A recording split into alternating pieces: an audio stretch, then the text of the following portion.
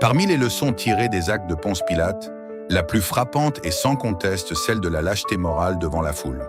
Pilate, gouverneur romain investi d'un pouvoir réel, examine Jésus et conclut à plusieurs reprises « Je ne trouve en lui aucun motif de condamnation ».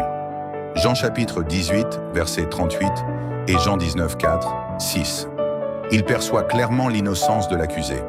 Malgré cela, il cède aux cris insistants de la foule, aux accusations manipulées des chefs religieux et surtout à la menace politique. Si tu le relâches, tu n'es pas ami de César.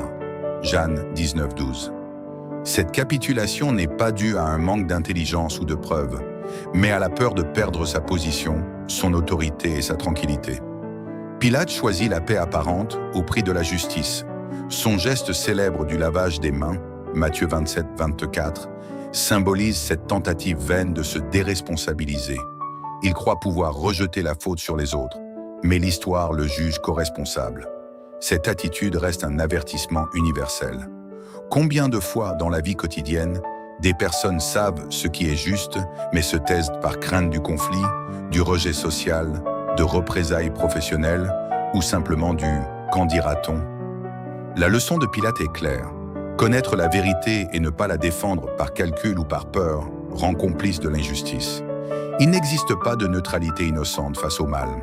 Le vrai courage consiste à agir selon sa conscience, même lorsque la majorité hurle le contraire.